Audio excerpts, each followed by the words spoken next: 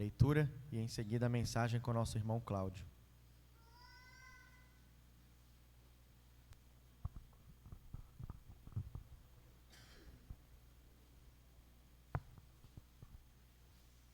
Peço que a igreja abra, por favor, a Bíblia em João. Evangelho de João, capítulo 17, a partir do versículo 20 até o 23. João 17, do 20 ao 23. E eu vou esperar todos vocês abrirem para a gente ler juntos. Jesus estava orando pelos seus discípulos, pelos apóstolos, e agora ele vai orar por todos os crentes, de todos os tempos, vai orar por nós. Versículo 20. Não rogo somente por estes, mas também por aqueles que vierem a crer em mim, por intermédio da sua palavra, a fim de que todos sejam um, e como és tu, ó Pai, em mim, e eu em ti, também sejam eles em nós, para que o mundo creia que tu me enviaste. Eu lhes tenho transmitido a glória que me tens dado, para que sejam um, como nós o somos.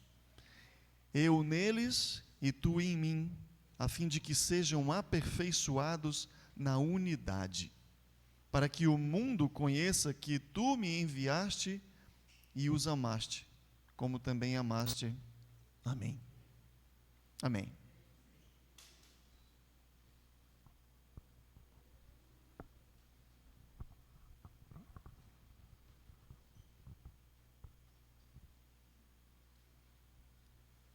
Muito bom dia a todos.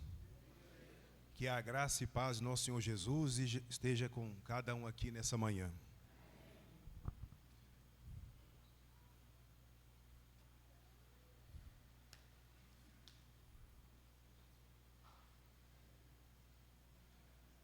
Não sei se todos já tiveram a oportunidade de ler, mas quando nós lemos os versículos 8 e 11 de Juízes capítulo 20,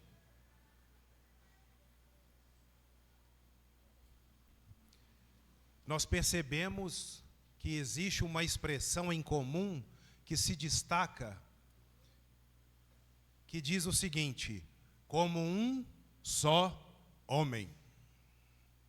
Naquele momento houve um conflito com o povo de Deus, que já estava na terra, e que na hora de resolver aquele problema que tinha que ser resolvido de uma maneira total e completa, o povo agiu dessa forma, como um só homem.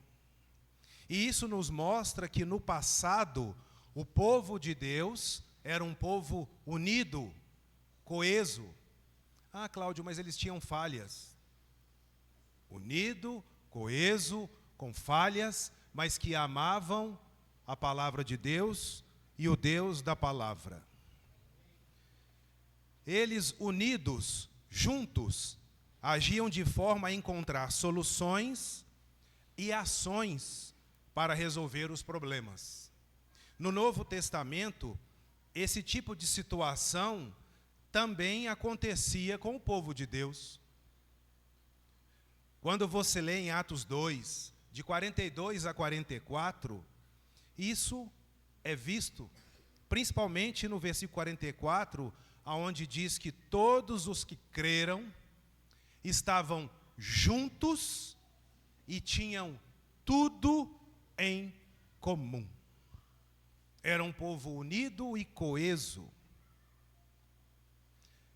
E eu gostaria, antes de prosseguir com a mensagem, que o pessoal da mídia passasse um vídeo, ele é 33 segundos, e que gostaria que vocês prestassem bastante atenção no que vai ser mostrado, por favor.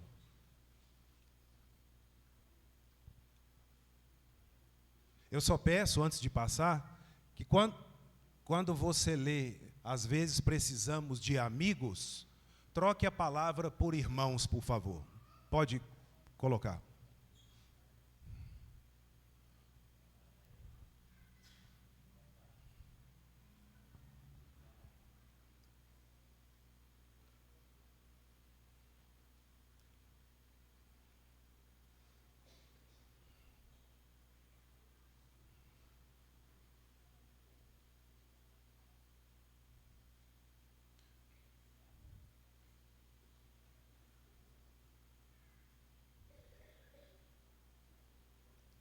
Muito obrigado. Não sei se vocês perceberam, mas ali haviam 9 soldados e eles tinham que transpor um obstáculo. E eles não tinham nada para fazê-lo a não ser eles mesmos. E o que a gente observa no final? Todos os 9 transpuseram o obstáculo. Ninguém ficou para trás. Por que eu falei para trocar amigo por irmão?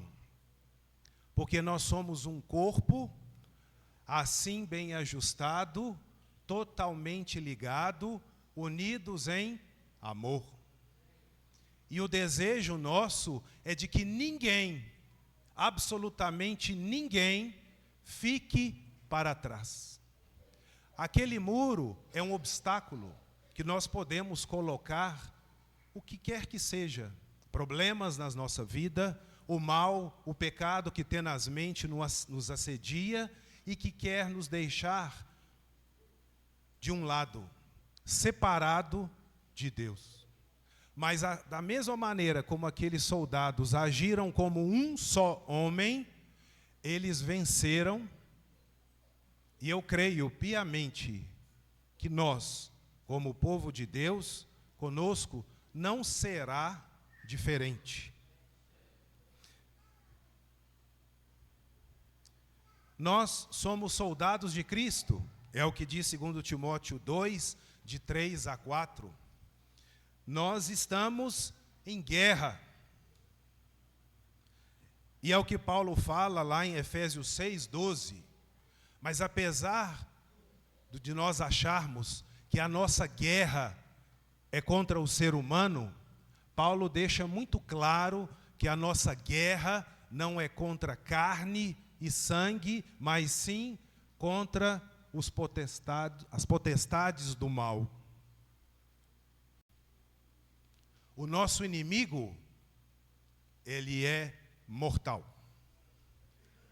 Nas suas ações, para nos destruir e para nos derrubar. Somente se tivermos unidos, como Jesus falou aqui na oração, a situação não vai ser uma situação ruim. A igreja deve ser unida, pois esse é o desejo do seu cabeça. Mas como ela se dá? Qual é a sua natureza?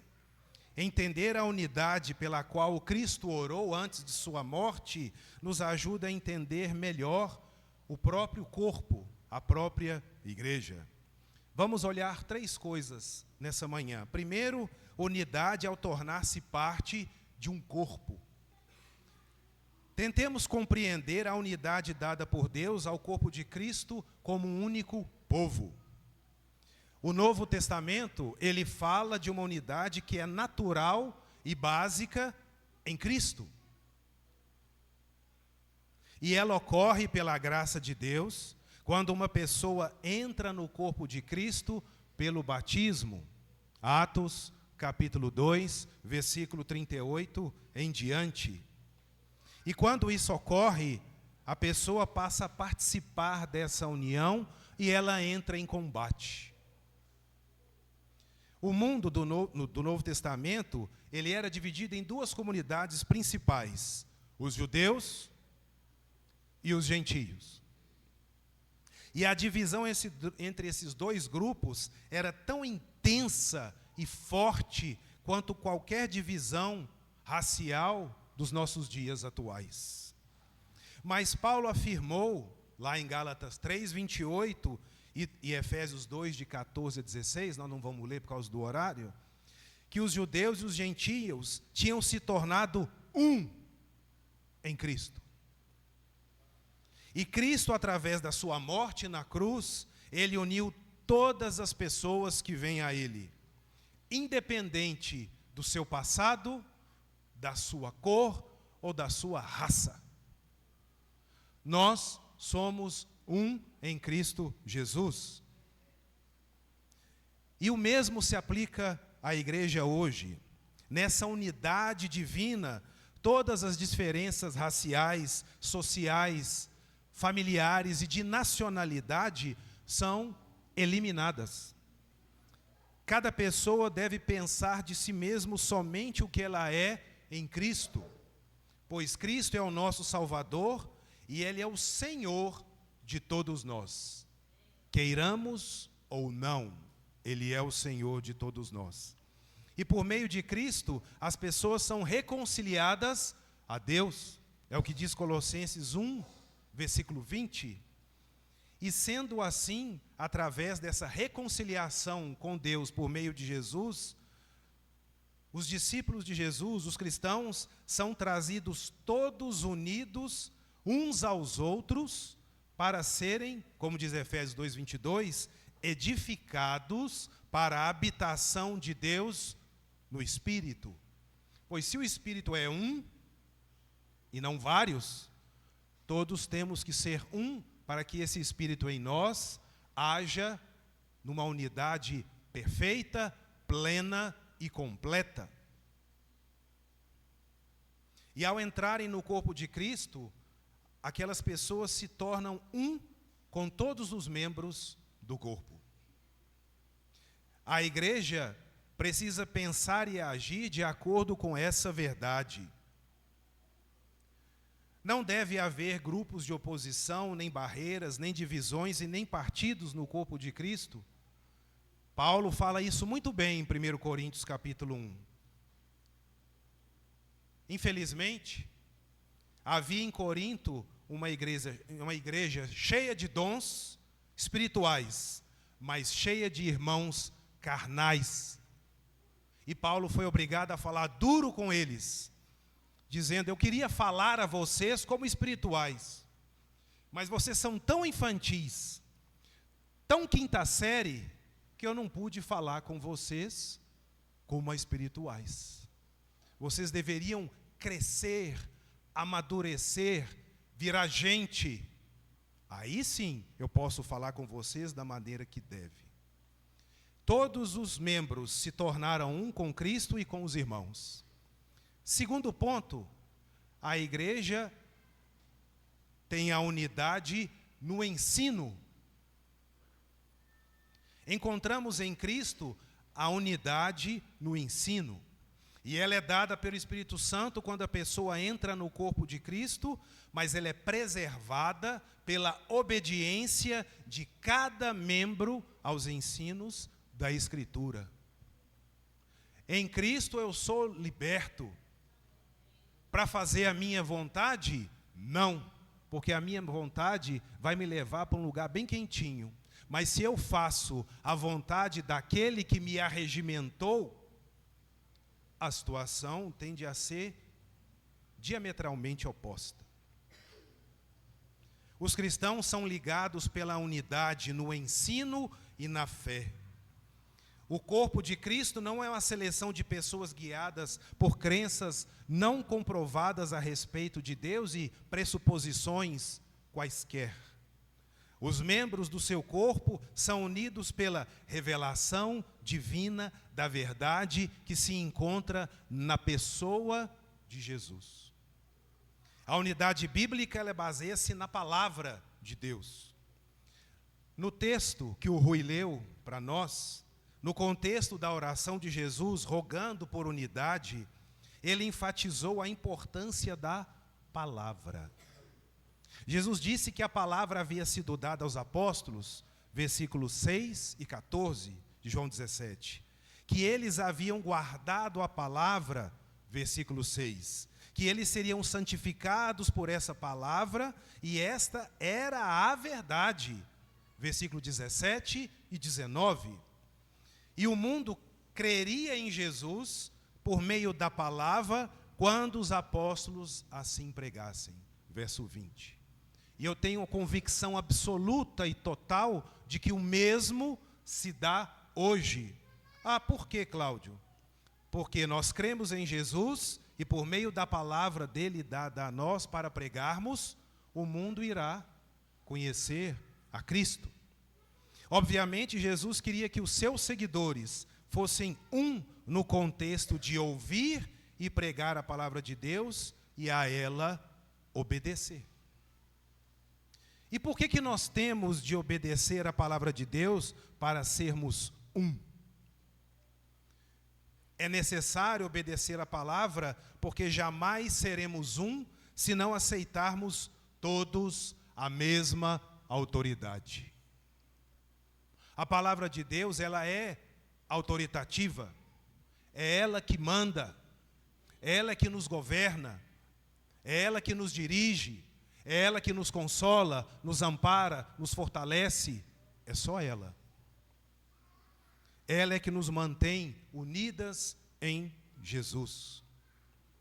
Segundo as Escrituras, só ela tem autoridade para nos guiar em matéria de religião. Só ela é inspirada por Deus e nos supre completamente. É o que Paulo diz em 2 Timóteo 3, 16 e 17. Ela contém a lei perfeita, lei da liberdade. Tiago 1, 25. E de acordo com Judas 3, é a fé que uma vez por todas foi entregue aos santos. Pela palavra de Deus, nós nascemos de novo quando obedecemos a verdade. Olha o que está escrito, por favor, em 1 Pedro, capítulo 1, versículo 21. 1 Pedro, capítulo 1, versículo 22, perdão. 1 Pedro 1, 22, diz o seguinte, 1 Pedro 1, 22. Tendo purificado a vossa alma pela vossa obediência à verdade, tendo em vista o amor fraternal não fingido, amai-vos de coração, uns aos outros ardentemente.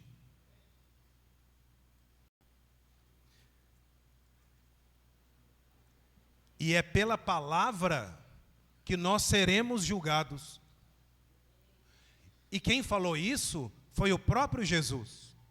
Quando nós olhamos lá em João capítulo 12, João capítulo 12, versículo 48, Jesus é muito claro e específico. Ele diz assim: quem me rejeita e não recebe as minhas palavras, tem quem o julgue. A própria palavra que tenho proferido, essa o julgará no último dia. Enquanto o homem não aceitar e concordar com isso, jamais será um com Deus. Um outro ponto é que a unidade bíblica é uma unidade centralizada em Jesus. O versículo 21 do texto lido diz, Jesus falou, a fim de que todos sejam um, e como és tu, ó Pai, em mim e eu em ti, também sejam eles, ou seja, nós, nele. Nossa união um com os outros é a unidade com Deus e Cristo e com o Espírito Santo. E João deixa isso bem claro lá em 1 João 1,7, que diz assim, se porém andarmos na luz, como Ele está na luz, mantemos comunhão uns com os outros. E o sangue de Jesus, seu Filho, nos purifica de todo pecado. O objetivo da unidade é manter comunhão uns com os outros, porque nenhum de nós chega no céu sozinho. O prêmio é para todos. Todos podem ser vencedores se assim quiserem, obedecendo a Jesus e a sua palavra. E como é que eu alcanço isso? Andando na luz e tendo os nossos pecados perdoados em Jesus Cristo. João está dizendo que quando a nossa relação vertical está certa e estamos unidos com Deus, a nossa relação horizontal também está certa e temos comunhão ou somos uns com os outros. Em outras palavras, estaremos unidos uns aos outros quando nos ligarmos todos a Jesus. Quando todos fazem parte de Jesus, que é o autor da nossa fé, nós nos relacionamos mutuamente da maneira que Deus e Jesus espera e se agrada. A unidade bíblica faz parte da igreja. Se a unidade está em Cristo, não devemos nos surpreender em saber que ela está presente dentro do seu corpo, pois a igreja é o corpo de Cristo. Ela faz parte do corpo de Jesus. Quando nós lemos em Efésios 23, diz que a plenitude daquele que a tudo enche em todas as coisas, que é Jesus. Se a igreja é a plenitude de Cristo, como Paulo afirma, inspirado pelo Espírito Santo, então não podemos estar em Cristo sem fazer parte do seu corpo. Consequentemente, para sermos um, temos de estar não somente em Cristo, mas também na sua igreja, que é o seu corpo, que é o seu reino. O papel da igreja não é ser popular, é ser fiel. É isso que Jesus esperava no primeiro século, e depois de 20 séculos, ele continua esperando que seja feito. Na mente de Cristo, só havia um corpo. Ele possui só uma noiva, Apocalipse 22, 17. E ele prometeu edificar só uma igreja, Mateus 16, 18. A união que Cristo deseja que seus seguidores experimentem é uma união da igreja pela qual ele deu o seu próprio sangue. Atos 20, 28.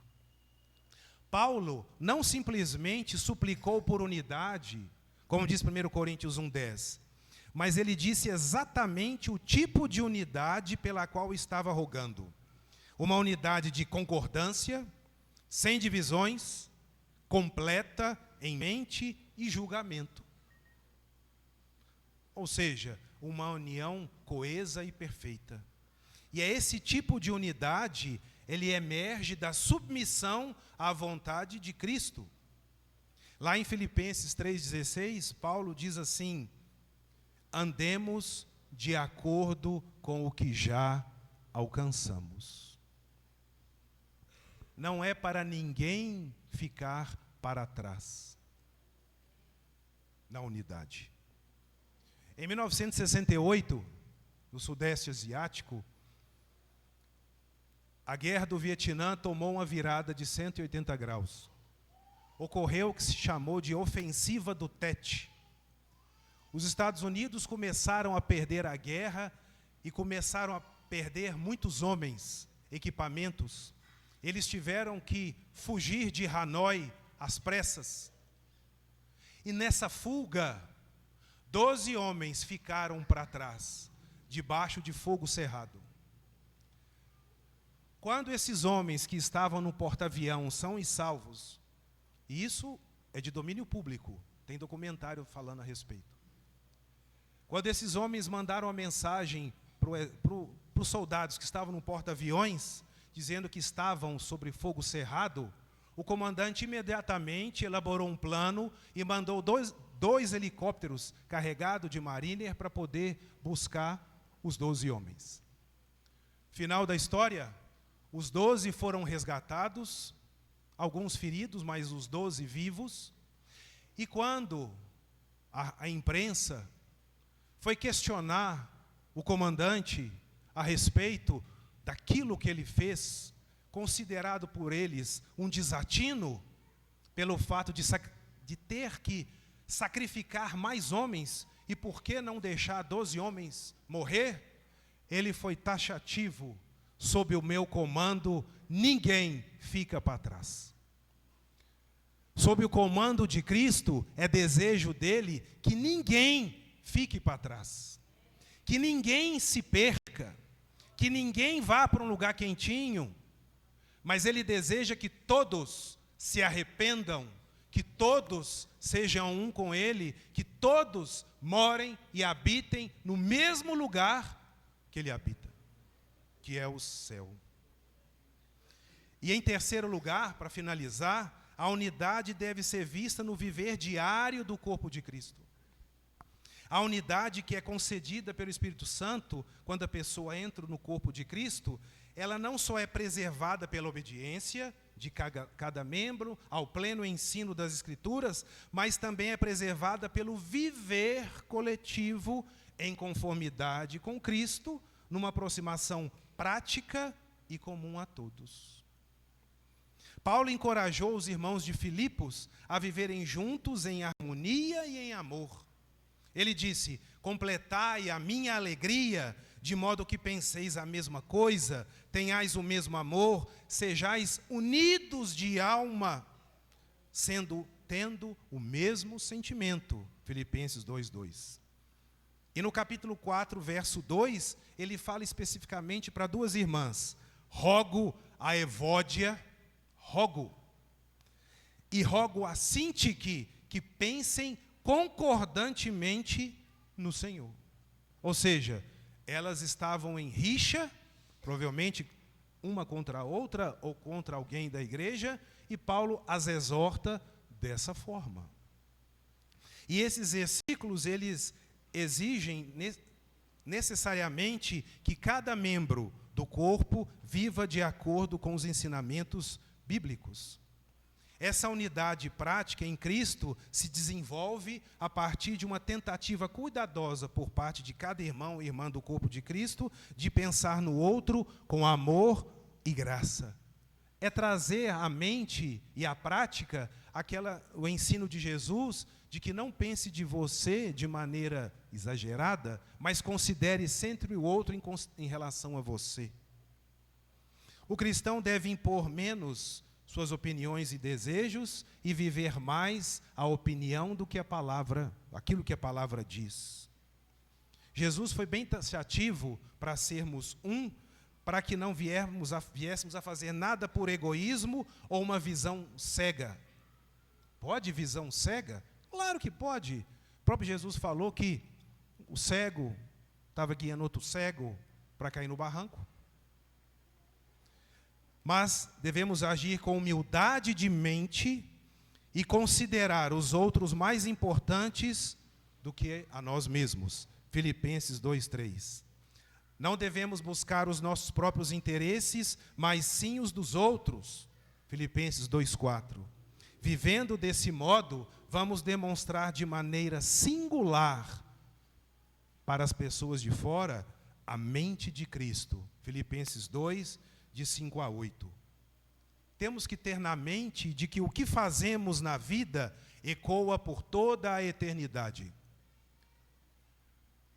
Se formos unidos aqui, com certeza no porvir também o seremos. A unidade bíblica é uma unidade de princípios. O Novo Testamento ensina que devemos pensar a mesma coisa, mas apesar disso, existe espaço dentro do cristianismo, nos limites estabelecidos pelas Escrituras, para diferença de opinião quanto a métodos. As igrejas do primeiro século, elas concordavam em questões doutrinárias, isso é ponto pacífico. Mas apesar disso, havia diferença nos métodos. Por exemplo, embora todos adorassem no primeiro dia da semana, não se reuniam todos na mesma hora, no dia do Senhor, e usavam métodos diferentes para avançar com a obra de Deus. Em todos os tempos, continuaram existindo diferenças entre cristãos. Diferenças sobre como executar a obra do Senhor, sobre questões de prioridade e procedimento e sobre questões controversas não esclarecidas totalmente pelas Escrituras. Nós vemos o exemplo de Abraão e Ló. Eles se dividiram. Vemos o exemplo de Paulo e Barnabé.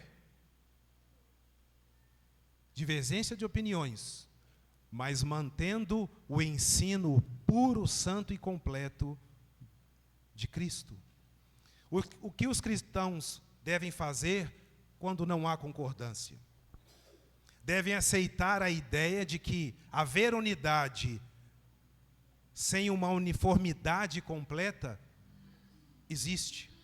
Em questão de opinião, precisamos permitir que outros tenham a liberdade de discordar das nossas opiniões. Alguém pode chegar para mim e falar assim: Cláudio, você é chato, bobo e feio.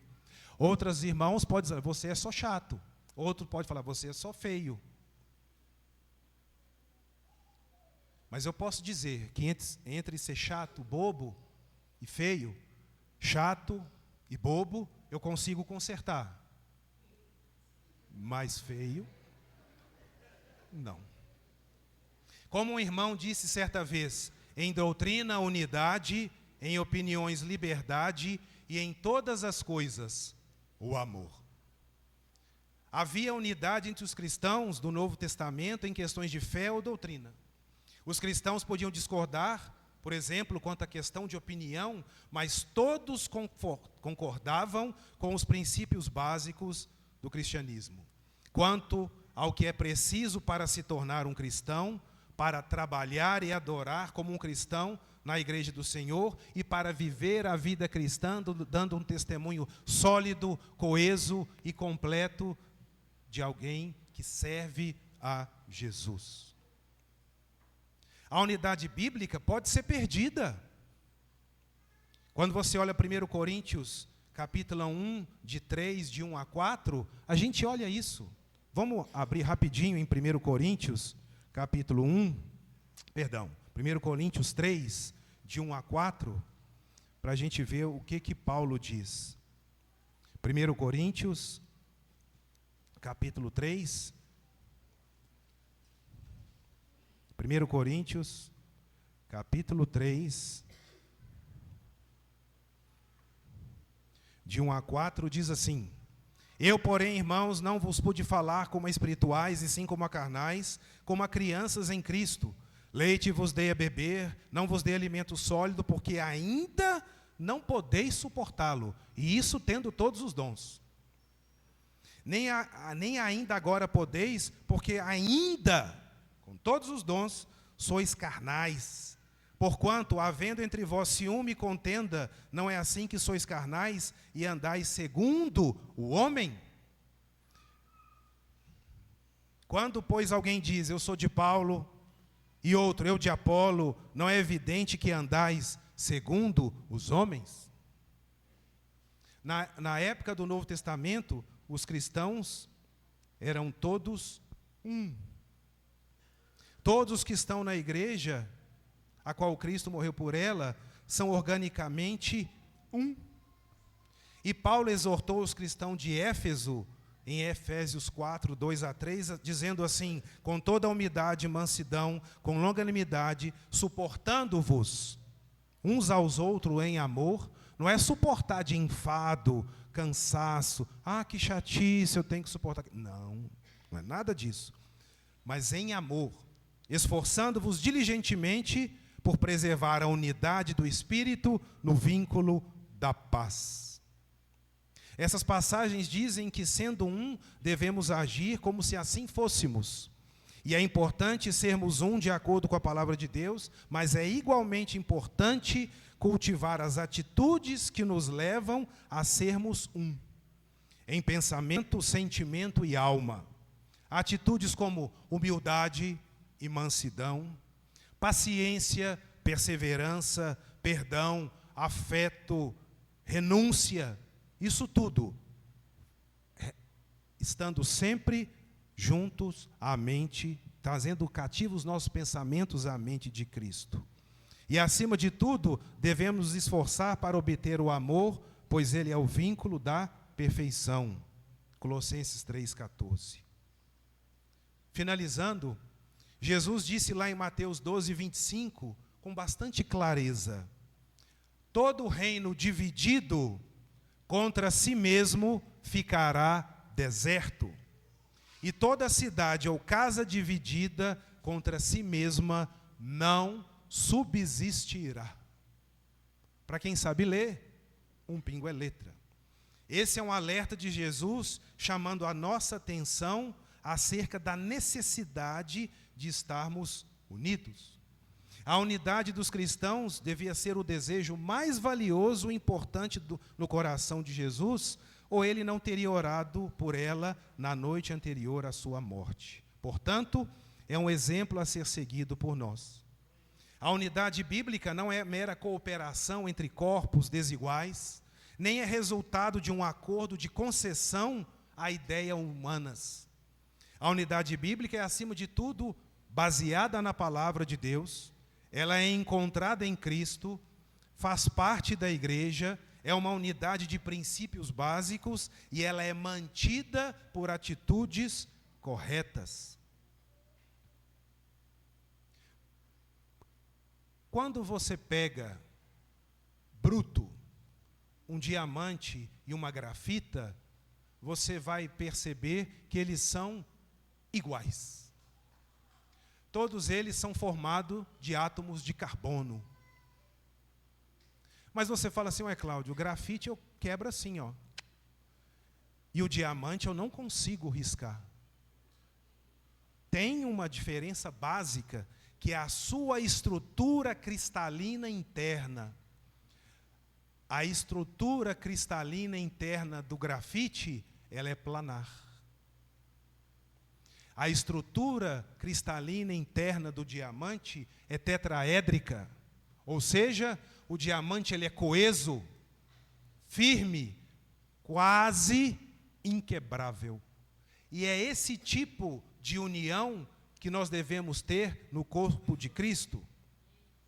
Inquebrável, indissolúvel, coesa, firme e forte, pois nós temos um Deus que nos ajuda a permanecermos assim. É hora de todos nós reconhecermos a importância da unidade. E eu gostaria de pedir os irmãos da mídia que colocassem um slide, por favor, para a gente poder finalizar.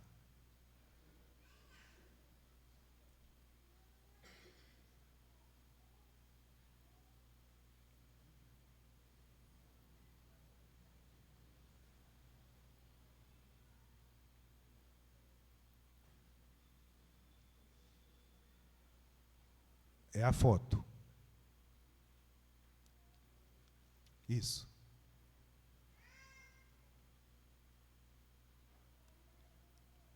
Diz assim: se nós nos unirmos, ninguém cai. Absolutamente ninguém. Então é hora de todos nós reconhecermos a importância da unidade e é preciso buscá-la de maneira condizente com a palavra de Deus. Enquanto estivermos biblicamente unidos, nós permaneceremos de pé. Dividido, nós cairemos. Tenhamos então o exemplo do povo de Israel mencionado no início da mensagem. Façamos o que o Senhor Jesus deseja como um só homem.